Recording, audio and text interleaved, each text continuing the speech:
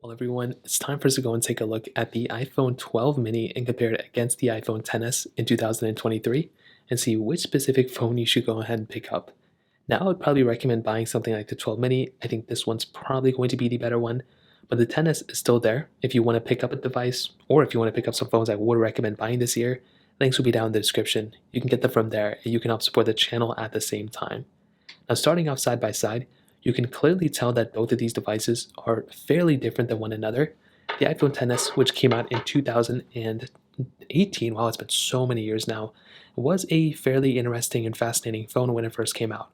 It definitely wasn't the first phone that, Apple has made that looked like this. It looked almost identical to the iPhone X. You had a 5.8-inch display on the front, which was a Retina OLED display.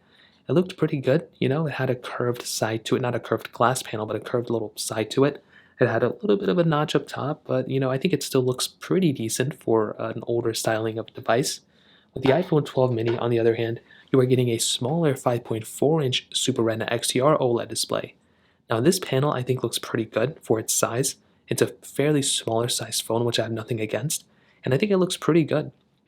Again, you have like the flat side to it, which I think is really nice. A little bit of a notch on top, which I think is the same size as the iPhone XS, which is kind of interesting. And nonetheless, I mean, it's still a very, very good looking phone on both. The 12 mini might have the better display, but I do like the body size of the iPhone XS. I think the XS and the 11 Pro and the iPhone X were like perfect sizes for me personally. Now, with these sides, you can kind of tell again, you're getting a little bit of a different styling, flat side on the 12 mini, which I think is great. Lightning ports at the bottom of the iPhone 12 mini and the iPhone XS. And on the back, we had glass backs on both. Now, funny enough, both of these are cracked, but I do have a skin on the back of my XS. I do need to go and put one on the back of my 12 mini and my 12 Pro, and I think another phone too. Now, both these glass backs are the same, so they're just standard glass backs, nothing crazy going on with them. There's no like crazy cool features. The only advantage that you're getting between both, at least with the iPhone 12 mini, is that you are getting that MagSafe charging situation on the back of the 12 mini, which is very cool. So you can easily just go ahead and use that MagSafe little accessory chip if you have it. You can place it on the back of your 12 mini and basically use it there, which is pretty cool. With the iPhone XS, fairly standard type of styling too, wireless charging, IP certification between both as well. But I do kind of like the iPhone 12 mini because it is, the more modern design. It is the flat designed phone, flat sides, everything like that. But I do like the iPhone XS because of its bigger design, basically. So in terms of that, that kind of covers it up there. Now, in terms of the software and the longevity portion of both these phones, well, the iPhone XS is the older phone, so this is going to be the one that's going to last probably not as long as the iPhone 12 mini. But the way Apple's been pushing out their software updates, they've been doing a great job at basically porting out all of those features over to an iPhone XS. So that is something that is really cool here, and that is something I really, really do like. So with something like the iPhone XS, you are still getting a very good display. You're still getting a phone that's still supported with software for the time being, and it still looks pretty good. And again, I'm a big, massive fan of that kind of stuff. Now, is the iPhone XS perfect? No, clearly the software update is going to be an issue. But whenever the iPhone 12 mini is going to be unsupported with software, it's probably going to be about 2 years after the iPhone XS. So the XS is still going to be supported, but the XS I would say probably has another like 2 years within it before it gets unsupported. The iPhone 12 mini is pretty much going to be lasting for like another at least 3 to 4 years, probably even longer than that. So we'll see how long this phone lasts, but this one's probably halfway through its life cycle, where the iPhone XS probably has like another 2 software versions left. So that kind of covers it up there. Now let's go and do a speed comparison between both these phones. The iPhone 12 mini has that Apple A14 Bionic chip inside of it with 4 gigabytes of RAM, where the iPhone XS has that Apple A12 Bionic chip inside of it with 4 gigs of RAM. So let's go see which one's the faster one between both. Okay, there we go. All the apps are cleared out in the background, so let us get into it. Phone calls, 3, 2, 1. Okay, perfect. Music, 3, 2, 1. Okay, kind of the same thing, not a big difference. App stores, 3, 2, 1. And the iPhone 12 mini, I think, was the faster one there. Scrolling through, you can kind of see, not again that big of a difference here. They're both kind of doing the same thing. Let's go and hop out of both of these. Let's go and load into camera, 3, 2, 1. Okay, not that big of a difference. Let's go and get into photos, 3, 2, 1. And both of them are doing pretty good. I don't really have too much of a complaint so far.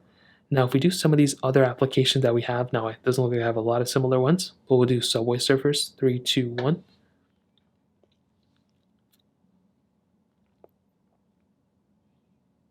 the iPhone 12 mini was the faster one to get into at first. Getting into, oh, I do not mean to buy that. Getting into some actual gameplay, let's see if there's a big difference. And Subway Surfers is a very, very basic game, so I don't think it's going to be that big of a difference. I almost got through like for like a second, hopping out of these two. Let's go and get into Stack, which of course I do have. 3, 2, 1. Okay, again, the iPhone 12 mini was able to get into the advertisement faster. If we get into the actual game, though, let's see if there's any glitches. And I don't think there's going to be any glitches here. They both look kind of the same. Hopping out of these two, let's do Temple Run 2. 3, 2, 1.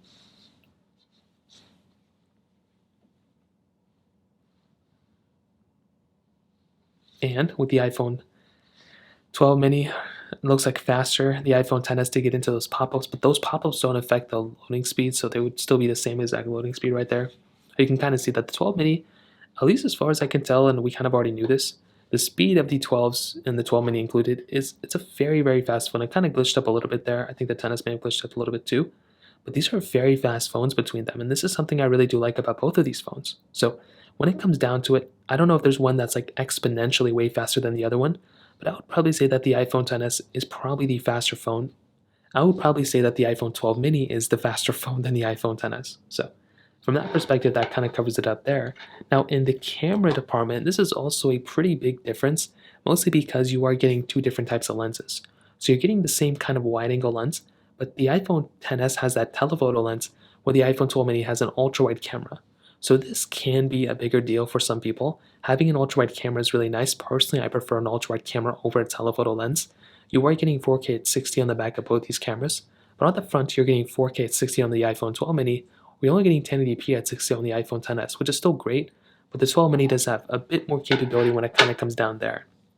Now, in terms of the rest of the body and I guess the cameras in general, the iPhone 10s camera was always pretty good. I always had a pretty good time with it, and I think that was always something that was pretty nice. So you had 10x zoom, which was great. You had that standard 1x zoom here too, which is pretty cool. Not the craziest, most capable camera of all time, but this was a pretty good camera, and this is something I really did like about it. So for one, if you wanted to go ahead and take quick videos or something like that, you were able to go through and have a great time with it, which was amazing. You could do portrait mode, you could do video mode, slow-mo, time-lapse, so many good stuff. This was awesome. But I do think that something like the iPhone 12 mini, I think is the more modern, better camera. You weren't really getting any like crazier, newer features on something like the iPhone 12 mini, but the cool thing about this phone is that that ultra-wide camera is really nice. And that is something I really did like a lot. And if this phone ends up getting a few more versions of software than the iPhone 10s, who's to say that another camera feature can't actually come up here? Because there definitely can be more camera features that can be added. So it's going to be very interesting to see what Apple does there. So personally for me, when it comes down to both of these phones, I do think that the iPhone 12 mini is kind of the one that has, I guess, the more modern way of looking at things. Like it's the flat design, which is nice. It has, an ultra wide camera. Like those types of things really do mean a lot to me. The MagSafe capability on the back, which is pretty cool. Even though I don't wirelessly charge my phone, it's still something that's nice. With the iPhone 10s, I think this is kind of a good phone. It's an older phone for sure, but I still think there's a lot to love about this phone. I think I like the size of this phone a lot. It's like almost perfect sized. You're getting, still a very good display.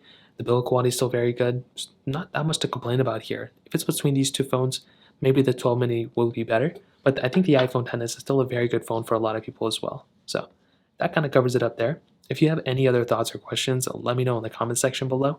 Hit the like button, that would mean so much, but definitely hit that subscribe button. More importantly than everything else, I love every single one of you guys. Hopefully I'll catch you guys in the next video. Peace out.